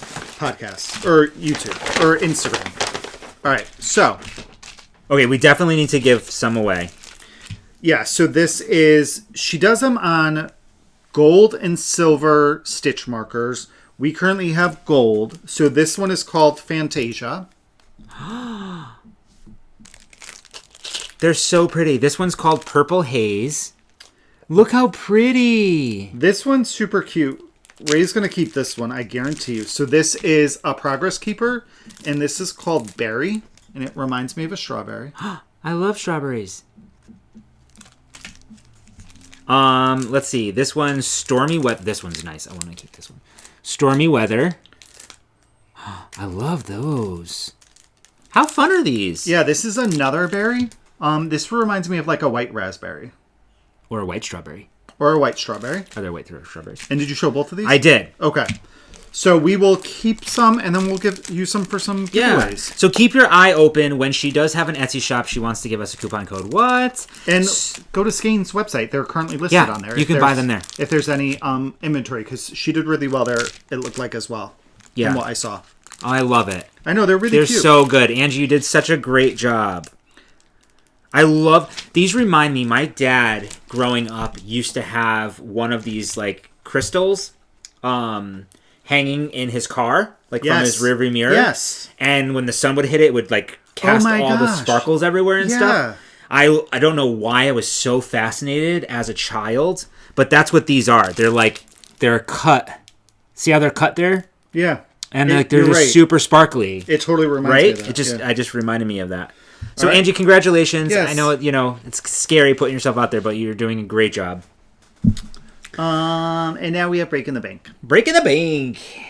Okay, let's do before yesterday. All right, so before this, so we'll show stuff we did not get at Connecticut Sheep and Wool or Skein.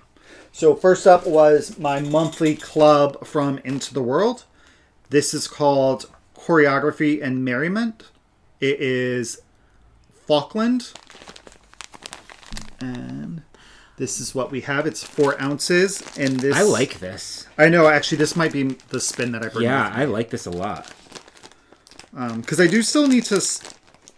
I want to spin another, like, Sport DK weight one. So maybe this will be it. So let's just take this out of the bag. Wow. So this is not, like, a braid. But when you undo a braid, this is what it looks like. And then when I... You know how I talk about splitting it down the middle. You open this up and then see how there's kind of like a natural thing. So you would split it and just keep doing it all the way down. And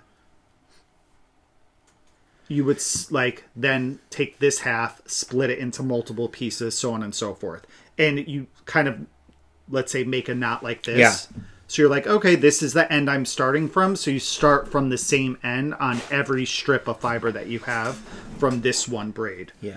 So this is nice because we have some green, blue, some more peach color,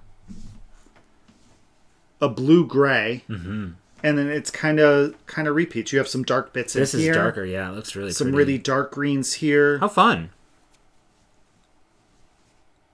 So yeah, maybe this will be my next spin for me. Yeah? Yeah. You don't want to just finish my spin? One day. Okay. Your spin's going to be a lot because I'm spinning... I mean, you're going to get easily 3 skeins of yarn out of it. Because it's 12 ounces of fiber. I'm so lucky. And then...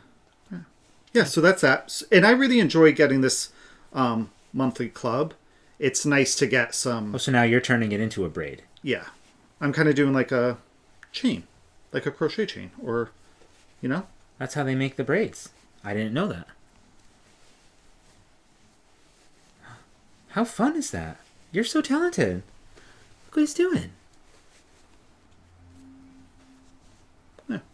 And now it's a braid. Their braids are better. It's so pretty. Great job. Okay, the next is also a club colorway. This is our April colorway. And I actually want to show it to you knit up. Michelle had posted it on Instagram. Woolen's a Nosh. This is the April Club colorway.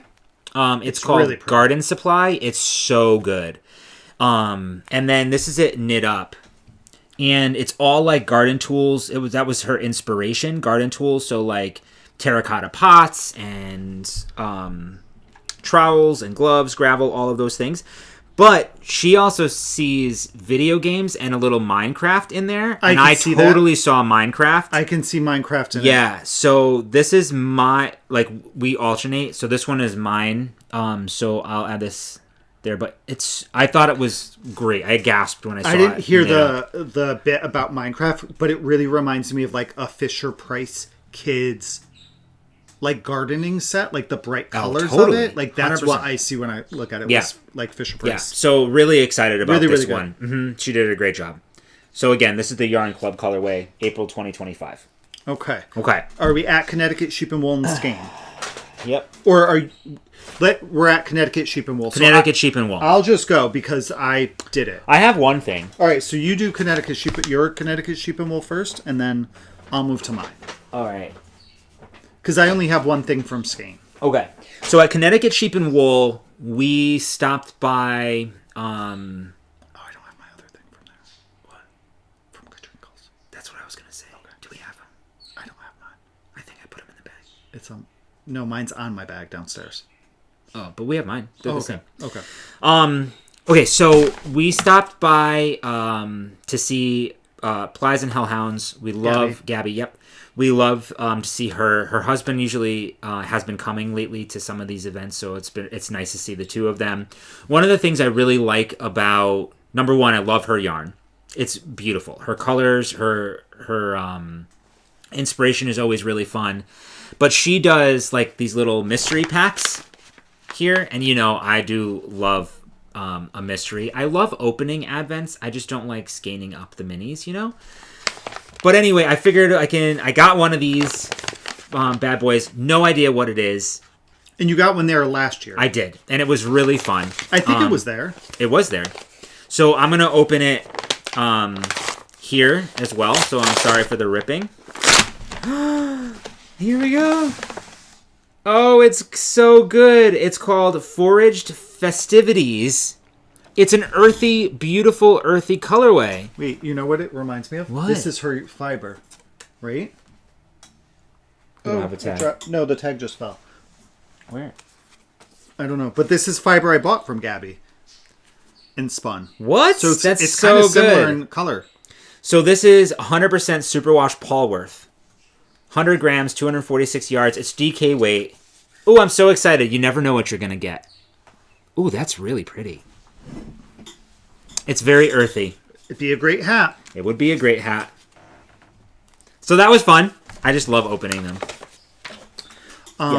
Okay, that was my only purchase. We both purchased some things from Catrinkles. Yeah, do you have it? It should be in your... I have nothing left. Oh, over okay. here. So if I could find it, I just have the skein bag. Oh, I have it right here. Okay. All right. We just got these cute little Connecticut sheep and wool, like, bag tags. Right, so Connecticut sheep and wool little bag tag, and you can color on this and wipe it off, like it's erasable.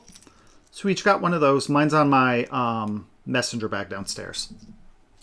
And then my first purchase of the day came from Sapstone Farm. I was looking for some Romney because this has Romney in it, and it was really, really nice to knit with. It's a very airy fiber too. So I was like, oh, if I can find some Romney, I'll pick some up. So I picked up this Romney. This is a half a pound of some really light Romney, and this is like pencil roving. So this is going to be really, really easy to spin. It has so when you spin, you want to know the staple length of your fiber.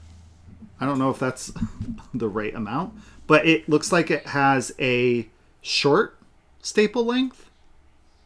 I think. I don't know.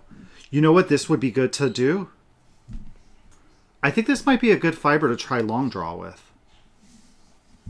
And get so I think with this, I'm going to try long draw and try to get a woolen spun instead of worsted spun, which I've never really attempted. I feel like worsted would be nice, but this is very airy. This worsted is this. This is worsted spun. Yeah, that's what I meant. Woolen. I meant woolen. Woolen. Spun. Yeah, that's this. That's what so I I'm meant. going to try to get woolen spun. Perfect idea. And this is half a pound. You should try woolen spun with that. This is half a pound of fiber, and it was like $30 for half a pound, I think. So half a pound, this would be 3 skeins of yarn once it's spun up. Mm-hmm. So I'm excited for this. And yeah, I'm going to try long draw with that. I love that for you. And then next up, this was my last purchase.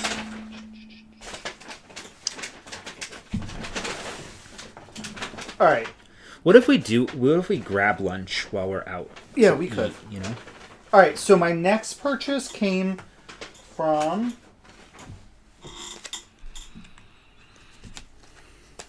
You got a lot of cards. It's the... Where the heck's this from? Oh, okay. So from Sheepshed at Mountain View Farm in North Andover, Mass. I feel like I've seen this before. They are on Etsy. I couldn't pass this up, and here's why. Let's just start. So I got a pound of fiber from this vendor. This made me want to be a spinner. Like, to see the options there. Like, and how beautiful this fiber is. This is sheep. I smell like... This is a farm right here. I know, it does. So here is a half a pound of Polworth, and this is undyed, clearly. And this half a pound was $14.75. How could you go wrong? And this is honestly so flipping soft. Polworth is one of my favorite things to spin. Oh, it is so sheepy. Ooh, that was a big inhale. Ooh. So yeah, so we have half a pound of this. Yeah. And that was, again, I mean, it's $14.75. You can't go wrong with that. And it's a local farm, you know? Like, how nice. I have a half a pound of gray Corriedale. Yeah. This one's really cool, too. And this was $9.95. This is also sheepy, but not as sheepy. Right. I almost thought, like, do I spin and ply together and get them marled and use it in a sweater? Or do you want to see what it's like to have it 100% that fiber by itself? Well, I have, like... Wait, this is Polworth and what? Corriedale, and this is Polworth. So I could spin the Corriedale straight, and then spin this straight, and then ply them together and have a really lightly marled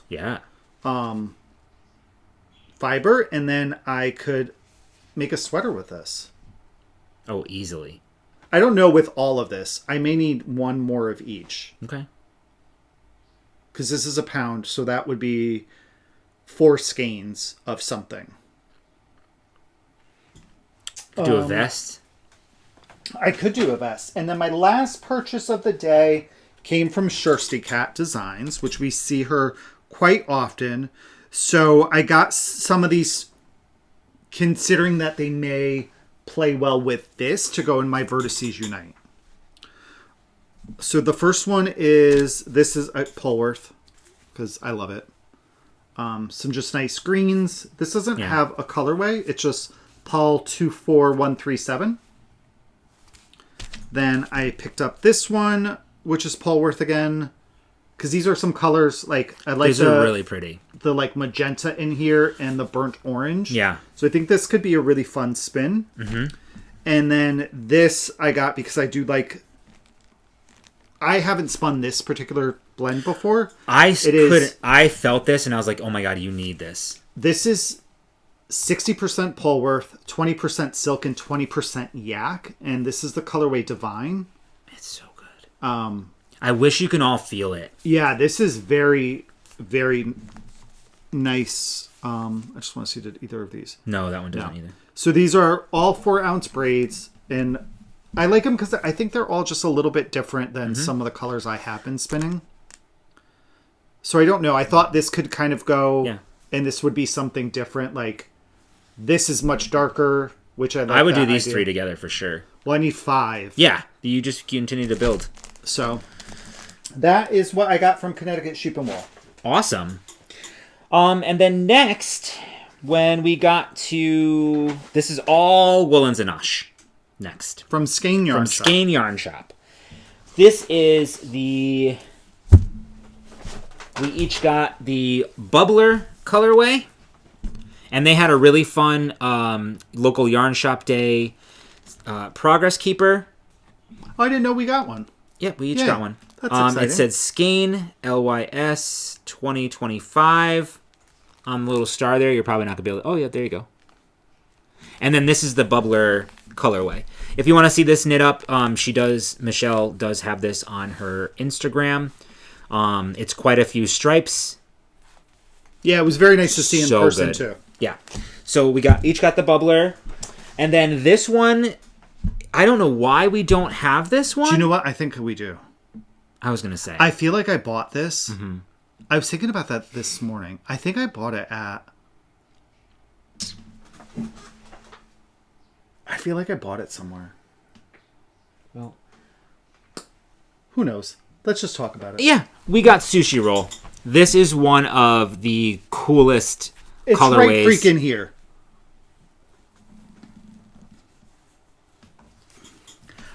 I bought this, but it doesn't have the mini.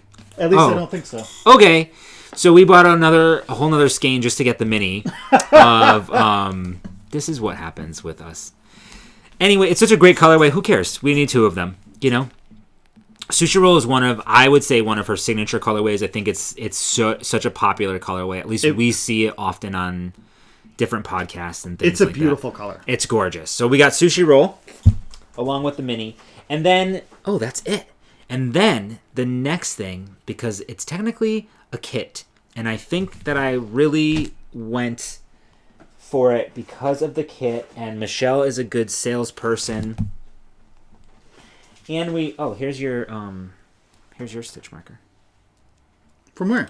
Katrinkles? No, I have one over here. No, it's here. Okay. Yeah, so we each got one of those. Okay.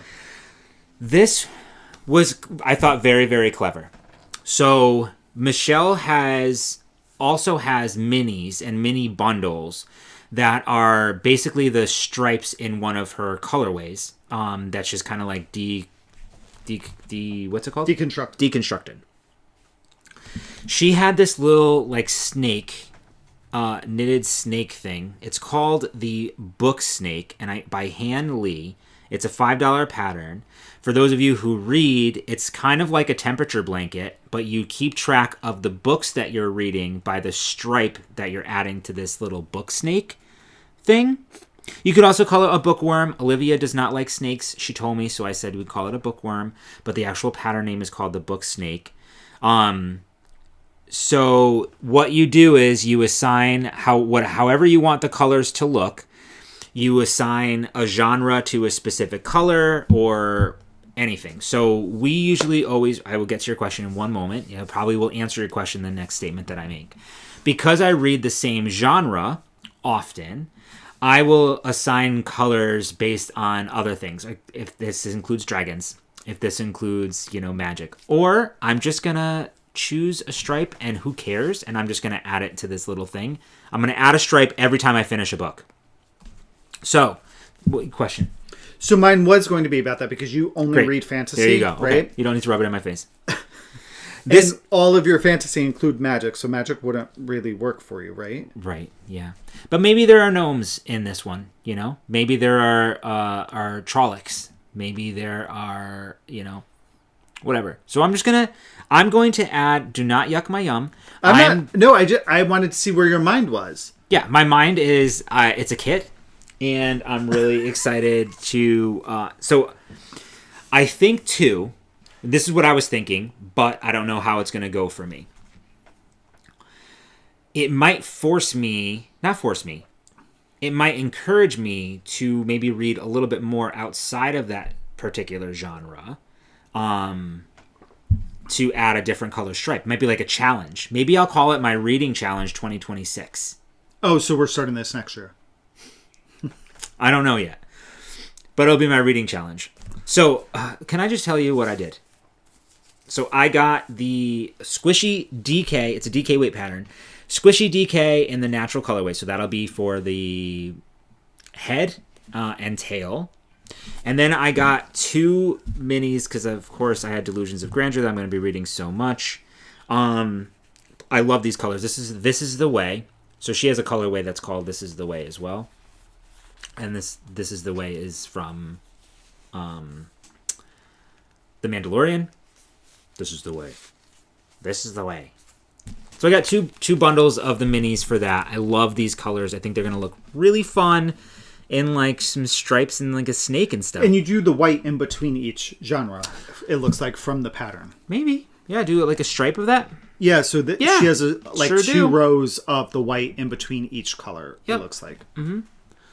So I did not get the pattern yet, but she also had the little eyes that came with it. So this is why it's a kit. Because you have everything that you need here to do something. Okay. But don't you think that's a cool idea? Yeah. I think that's a really cool idea.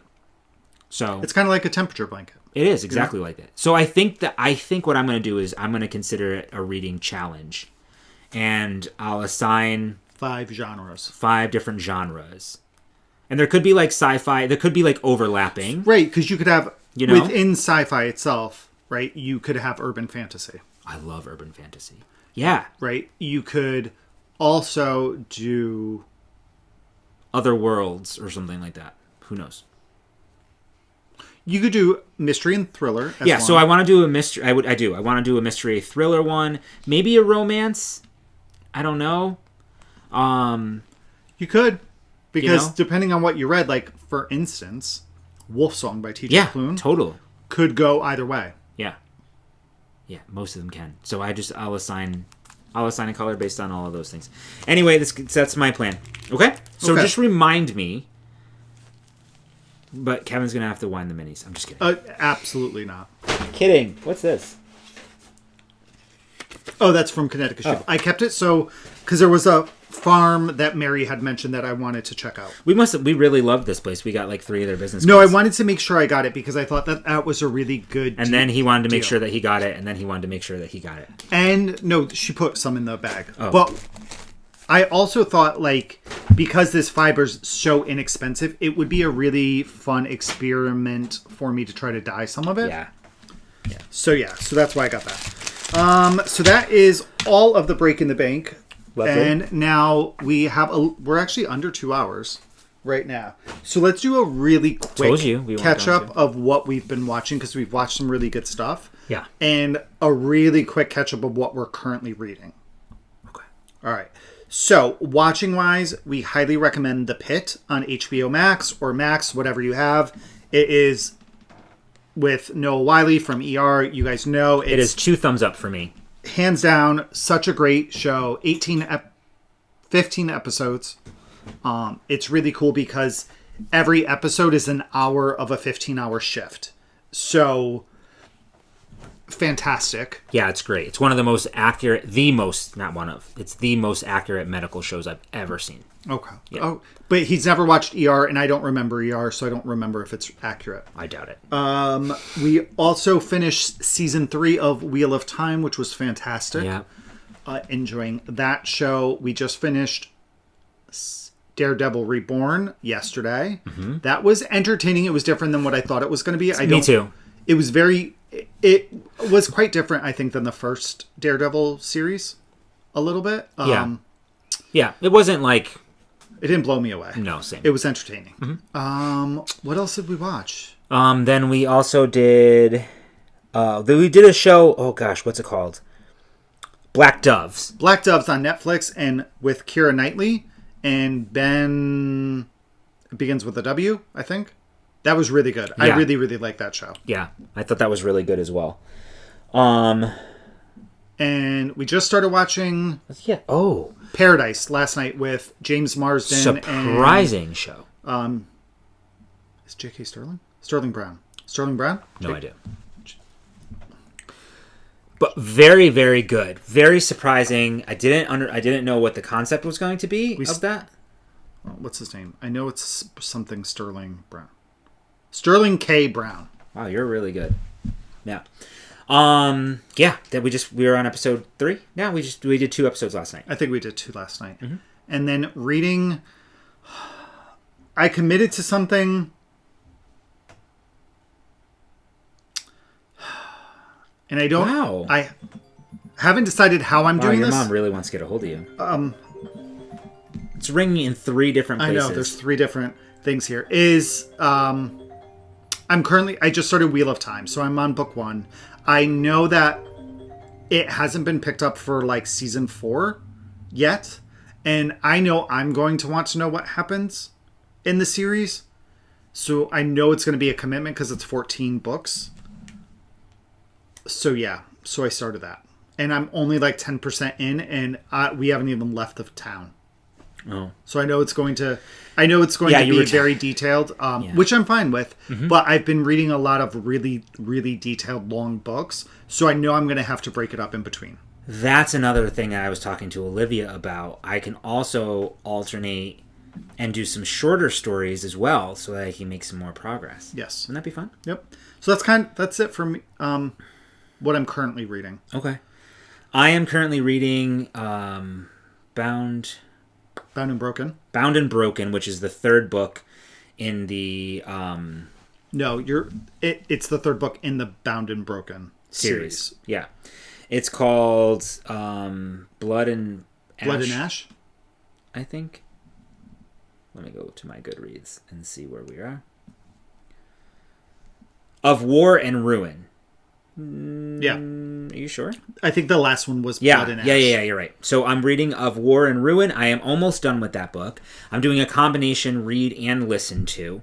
I can't remember when we chatted last if I had finished... We haven't talked about books. Oh, we haven't? No, that's why okay. We could go on forever since we haven't talked about books in like 2 months. So that's why I said because I only... So I completed the 13th Palidin series... officially by finishing up The Adversary, which was book 13. It was such an incredible series. I love hearing other people starting the series. I didn't read it. I listened to it. I loved the narrator. I know we talked about this before. I thought it was a great series. It was very, very well done. It ended... I'm pretty sure I did talk about this, but it ended on a very good note. It wrapped everything up. Your heroes, they save the day. They win. No spoilers there, but your heroes win. You know, when you're committed for that long in that long of a series, I would be very upset and aggravated if there wasn't like a well done ending that wraps a lot of things up. It reminds me very much of Linden. What was that series called? Shoot. Cradle. The Cradle. because there were also 13 books, I think, in that series, or 15, something like that. Quite a few. And, you know, like, you're following these people in this journey and this path from, like, start to finish. Like, Arn is our main character of the 13th Palidin series. I'm pretty sure he's, 13, 14 years old when we first, or maybe 16 when you first start the series. And as he's training and growing and learning, you're with him all the way to the end, where then he turns into, he starts as an apprentice, and now he's a master and has his own apprentice. And it was just a really great story arc. And I think that the ending of the book did a very good job wrapping all of those things up. We do lose people along the way, but at the end, they are gone with dignity, which I think is really, really nice. Well, you're laughing at me. I was really committed to this. No, I know. I just didn't know how we got there, because we were just going to talk about what we're currently reading. And and that's what we finished. So I was like, oh, well, if we're going to start with what we like a finished object. No, but because we are at 2 hours, we were just, and we have a bunch to do today, we were going to just do... Listen, do not go there. You were like, this is going to be well over than 2 hours, so settle in. You were prepared for that. So who cares? But I'm saying we could have... You were mentally prepared to have a 3-hour podcast. No, I would not. You were mentally prepared. That would have stressed me out. A 3-hour one. But I thought we were going to try to, I would have wrapped it up had you not brought it up. So now I want to talk about more things. You just said that you wanted to order lunch when we go out grocery shopping, which this is kind of lunchy time. So I thought we were like on the same page. Do you see what I live with? No, This is why people say that we don't get along and that we shouldn't be married. It is... No. This is why. I could tell you're not happy with each other. Can hear the comments now. Should be ashamed of the way you treat each other. So anyway, that was what I had finished reading. Wrapped it up really nicely, and all I've been reading, like I said, was that Bound and Beautiful. Not Bound and Beautiful. The Bold and Beautiful? The Bold and the Beautiful. Bound and Broken series. Bound and Broken series, book... You're book 3. I'm book 3. And I finished book 3 since we've last spoken about actual books. I'm a slower. And book 4 has come out in the meantime, and I'm just kind of holding off because book 5's not going to come out until next April. So I think I'm going to read book 4 right before book 5 comes out, so that I think I'm going to listen to book 5. I'll listen to book 5. You mean 4? I'll listen to book 4, and then I'll read something else. Okay. Maybe I'll start my snake. Yeah, so that's kind of... Look at the covers from your library. It is... You have magical people. Yep. And you have naked... Is he a cowboy? No, he's not naked. Well, you don't know what he's wearing on the bottom half. Look at Kevin. He's in the army. That's up... He's in Vietnam. You have magic and more magic. Shirtless men. Magic. Look at all that magic. And then you get there. That's funny. All right, so I think that's everything. And now, oh wait, no, there's one thing we wanted to talk about. Actually, was a pattern. Yes. Oh, because we also have a trip coming up. Yeah, we're going away in 2 days. Yeah, we're going away on Wednesday. Yeah. So we shared this in our stories earlier in the week when it was released. This is a pattern by Alicia Plummer. It is called Finest Kind. It is a pattern written for all body types. Mm-hmm. What's really great is she shows it immediately on a male body. So we are both planning on making this sweater. It's already been purchased. And the sweater is knit out of Hairsville Designs sheer Wellscroft Dorset. We are traveling to New Hampshire on Wednesday. We had already planned on going to Hairsville Designs prior to this pattern coming out because it's 20 minutes or a half an hour from our Airbnb. We went there last year when we went to Vermont, and we loved it. It was a really nice store. Yeah, and it's actually really perfect because there's a little market right literally within walking distance that we went to and had lunch. Yeah. So we kind of plan on doing the same thing this year, and we're going to pick up the yarn for that sweater. How perfect is that? While we're at Hairsville. I also might be picking up some fiber because they have bats there that are half-pound bats. Okay. I am not going to be picking up any fiber. Although Ray does want to learn how to spin. I will. So once I'm done with my degree, I'll finish in July. I will then... I just don't have the brain space for it. Yeah. Then, yeah, I'll take your old wheel. And But yeah, rock and roll. You guys should take a look at this pattern. It's Aran weight. Yeah. And it's textured. Mari over on Colorado Knitter. Yeah. She just talked about it on her most recent episode. She was a test knitter, She was a test knitter. So check it out. I think that's actually, it looks like a really great pattern. I went through the projects. There's a ton of project pages. So you get to see it in a bunch of different yarns and colors on different body types. So if you are a garment knitter, check that out because it looks like a really good pattern. Yeah, no, for sure. I'm really excited about that. So our trip, we do this every year with another couple, and we just have the best time. We're gonna go relax in New Hampshire. Yeah, and just hang out for a couple days and enjoy the hot tub. Yeah, but we've got to stop and stop at do the yarny things first. Yeah, we try to find local yarn stores there. So there's another one. I think it's called something like Nitty Gritty Yarn, possibly. Like that's not too far from where we're staying either. So we have to look into that. Because maybe on the way home, we could stop there. Possibly. Or we'll see. We'll see. Well, ladies and gents, thank you for hanging out with us. And we hope that you guys have a good 2 weeks. We will not be podcasting that Saturday. No. We'll be podcasting that Sunday. Correct. And hopefully we'll see you at Yarnia. All right. So until then, have a great 2 weeks. Goodbye. Oh, see you in a fortnight. Wait. What? Goodbye, Nader Nation. I'm done with you. We'll see you in a fortnight. Bye.